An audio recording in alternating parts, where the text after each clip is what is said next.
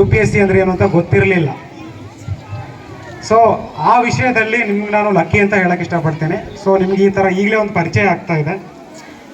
So ಏನಂದ್ರೆ ಭಾಳಷ್ಟು ಜನ ಹಳ್ಳಿಯಲ್ಲಿ ಇರ್ತಕ್ಕಂಥವ್ರು ಸಾಮಾನ್ಯವಾಗಿ ಏನಿರ್ತೀವಿ ಅಂತಂದ್ರೆ ಬಡ ಕುಟುಂಬದಿಂದ ಬಂದಿರ್ತೀವಿ.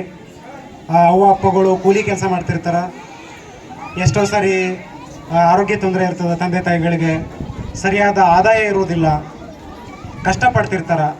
ಅವ್ರು ಕಷ್ಟಪಟ್ಟು ಅವರು ಕಷ್ಟದಲ್ಲಿ ಇರುವಾಗಲೇ ನಿಮಗವರು ಒಂದು ಶಾಲೆ ಕಳಿಸ್ತಾ ಇರ್ತಾರೆ. ಅವರು ಶಾಲೆ ಕಳಿಸೋದು ಹೆಂಗಂತಂದ್ರೆ ಒಂದು ಗಿಡ ನೆಟ್ಟು ಅದಕ್ಕೆಲ್ಲ ಮಣ್ಣು ಹದ ಮಾಡಿ ಅದಕ್ಕೆ ಗಿಡ ನೆಟ್ಟು ನೀರು ಗೊಬ್ಬರ ಕೊಟ್ಟು ಅದಕ್ಕೆ ಯಾವುದೂ ರೋಗ ಬರಲಾರ್ದಂಗೆ ನೋಡಿಕೊಂಡು ಅದಕ್ಕೆ ಪೋಷಣೆ ಮಾಡ್ದಂಗೆ.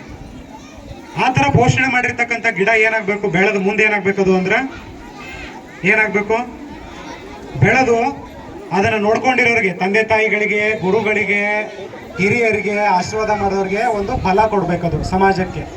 ಆ ಸಮಾಜಕ್ಕೆ ಆಕ್ಸಿಜನ್